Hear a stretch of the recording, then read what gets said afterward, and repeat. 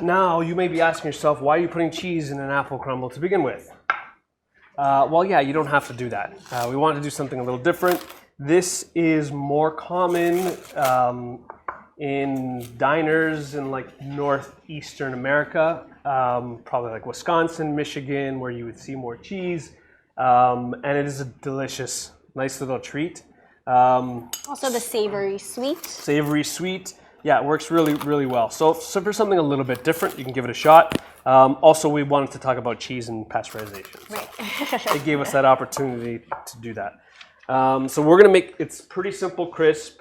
For your apples, I love Golden Delicious for pies. I think they turn out the best. You might have your favorite.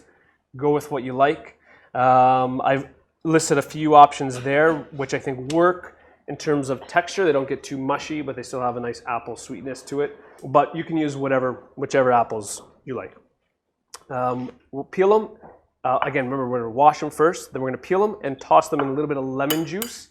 The lemon juice is going to help prevent any sort of browning or oxidization. I peeled these and chopped these yesterday, okay? Oh, wow. And look how bright they still look. That's because of the lemon juice, right? The lemon juice is gonna prevent that oxidation from happening. The lemon juice is also going to better help activate the pectin that is natural in the apples, right? And so what is pectin? Pectin is sort of like that sort of fruit glue. It's going to give you this really nice sort of syrupy consistency that we find in apple pies. Some people you can add it, you can buy it sort of like as an additive, but the lemon juice will actually help that pectin come out a little bit better. Yeah, so that's it. You can throw some cinnamon. We threw a little bit of maple syrup in there as well. A little bit of sweetness, but not, again, we're using maple syrup. We love using maple syrup. Don't have to use too much. You're in control, right? Like compared to an apple crisp that you might buy in the store. With sugar, yeah. Yeah. And then for the topping, for the crisp, we're using some oats. So I have some large flaked oats. I have some walnuts. You can use whatever you want, seeds, nuts, whatever in here. And then we're throwing in some cheddar cheese.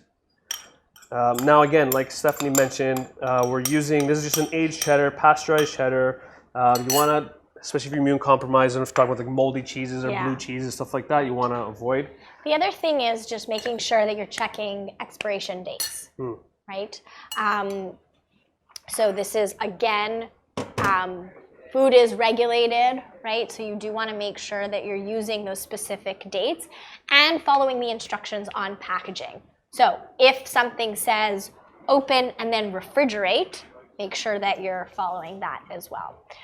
If you are, doing any sort of leftovers in the freezer or even in the fridge, like sometimes you might not realize how often, when it was put. So put kind of tape and label things.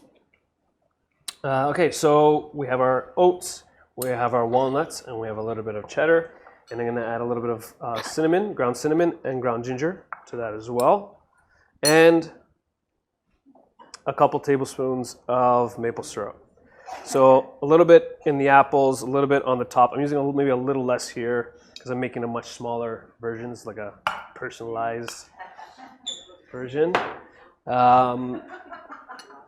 And we're gonna just toss that up to make sure that it is coated evenly, okay? And so we want that to be kind of glossy all the way through. So the maple syrup is going to add, yes, a little bit of sweetness, but also as it heats up, it's gonna help to bind everything together, and it's gonna give us this really nice crunch on the top. So really, really nice texture. So apple pies in our baking dish. That looks pretty good.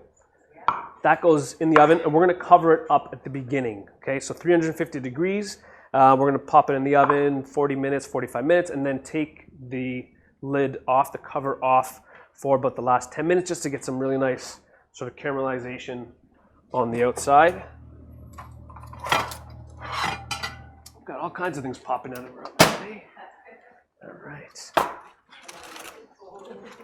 And so we made a little bit of a bigger one. And yeah, this is a good 8 servings. No, this is probably a little bit bigger. The recipe on here will make maybe a little bit less than this, but I had many people today. So I want to thank you very much for joining us today. We had a wonderful class.